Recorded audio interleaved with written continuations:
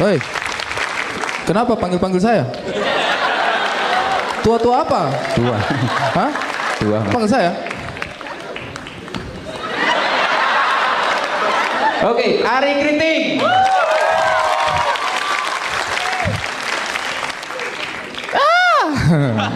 Assalamualaikum warahmatullahi wabarakatuh.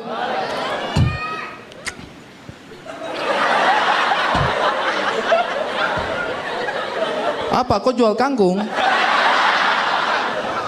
Saya punya kampus itu Institut Teknologi Nasional Malang. Saya ambil jurusan planologi, merencanakan kota. Padahal merencanakan masa depan saja masih susah ya.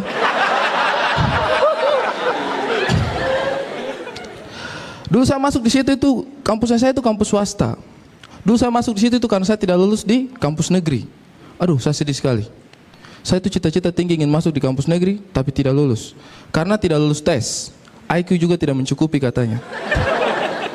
Buta huruf. Akhirnya saya masuk kampus swasta. Tapi setelah saya masuk di kampusnya saya ini, saya merasa bangga dengan kampusnya saya. Karena ternyata kampusnya saya ini jauh lebih canggih daripada kampusnya dia, negeri-negeri ini. Serius.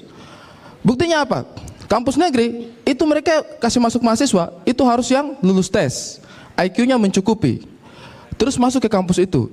Digodok, kemudian keluarannya menjadi orang pintar. Anehnya di mana? Kan yang masuk orang pintar, keluarnya jadi orang pintar. Ini kampus tidak canggih. Ini ibaratnya mesin. Kampus yang satu ini, dia itu ibaratnya mesin, dia itu bahan bakunya tebu. Terus diproduksi sedemikian rupa, keluarnya jadi gula, manis. Biasa saja lah. Kan tebu memang sudah manis. Kalau kampusnya saya, ini yang masuk ubi kayu, kayu jati, akar bahar, kasuari masuk. Diproses sedemikian rupa keluar jadi gula, manis, lebih canggih.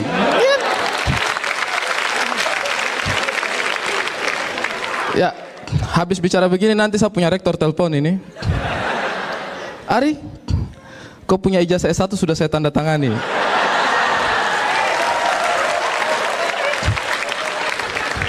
Jadi lebih canggih mana? Kampusnya dia atau kampusnya saya? Kampusnya saya? Lebih canggih Kompas TV lah.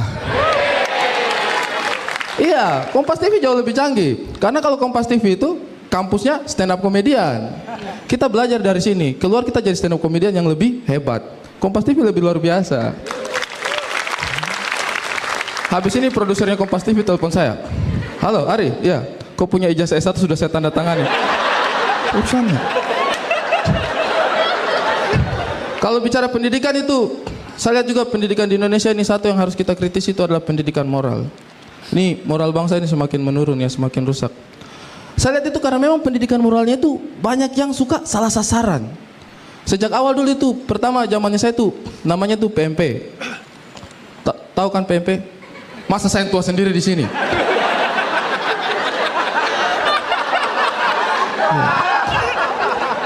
Jadi dulu namanya itu PMP, Pendidikan Moral Pancasila.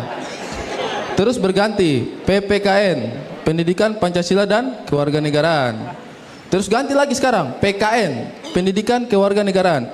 Mungkin tahun depan tuh mau ganti PK, penjahat sekalian. Iya kan? Bukan apa-apa. Menurut saya ada yang salah dari pendidikan moral ini. Dari sekian ini saya pribadi rasakan sendiri. Dari sekian banyak pendidikan moral yang diterapkan di situ, ada satu poin yang sampai sekarang itu membekas dalam ingatannya saya. Dan setiap tahun itu ada dalam pendidikan moral, yaitu bagaimana menjadi anak baik, kriteria anak baik. Di situ banyak dipaparkan, menabung, membantu orang tua, apalah membantu orang tua mencuri motor, pokoknya seperti itu. Dari sekian banyak kriteria itu, yang paling membekas dalam pikiran saya itu adalah kriteria anak baik itu membantu menyeberangkan nenek-nenek. Itu setiap tahun ada, membantu menyeberangkan nenek-nenek. Sekarang saya tanya di antara kalian di sini, seumur hidupnya kalian waktu masih anak-anak, pernah kalian menyeberangkan nenek-nenek? Karena saya juga tidak pernah. Dan gara-gara statement ini, saya tuh merasa gagal menjadi anak baik. Men, seumur saya masih anak-anak, saya tidak pernah menyeberangkan nenek-nenek. Itu kegagalan terbesarnya saya ini. Dan juga kenapa di situ harus ditulis nenek-nenek? Misalnya yang mau menyeberang ini ya. Misalnya yang mau menyeberang itu adalah ibu hamil. Dia bawa belanjaan banyak, terus dia mau menyeberang. Nah, bisa bantu menyeberangkan ibu? Hah? Apa? Menyeberang?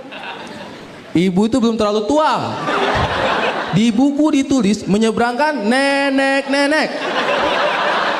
Ibu tahu kan definisi nenek-nenek? Tidak praktis, iya kan? Dan akhirnya saya selidiki, kenapa saya merasa gagal menjadi anak baik? Oh ternyata akibatnya penyebabnya itu adalah karena waktu kecil saya itu gagal menyeberangkan nenek-nenek satu kali pun. Akhirnya saya cari penyebabnya ini kenapa bisa terjadi. Akhirnya saya temukan sampai pada satu kesimpulan. Ternyata kita gagal menjadi anak baik berdasarkan teori dari buku PPKN tadi ini. Itu karena jumlah nenek-nenek tidak sebanding dengan jumlah anak baik. Indonesia itu kekurangan stok nenek-nenek yang untuk diseberangkan tidak ada. Jadi saya ini memutuskan untuk bisa mendedikasikan hidup saya untuk membuat anak Indonesia menjadi lebih baik. Jadi di masa tua saya nanti setiap hari saya akan berdiri di pinggir jalan. Saya Ari Kriting, selamat malam. Oke, saya panggilkan lagi teman-teman saya tadi yang sudah hadir. Ada Gilang Baskara, tepuk tangan untuk Gilang Baskara. Ada Pulung Siswantara, keren ya. Karena kita mahasiswa dan para dosen. Asik. Jadi mahasiswa tuh nggak enak ya nggak? Apalagi harus bikin tugas, udah tua gini masih harus bikin tugas. Apalagi saya. Kenapa? Saya ini sudah paling tua di kampus. Saya kalau bikin tugas kelompok itu harus satu kelompok sama yang dari panti jompo. Kenapa sih mahasiswa selalu mengeluh membuat tugas? Kalian nggak tahu susahnya, pura-pura koreksi dan pura-pura kasih nilai.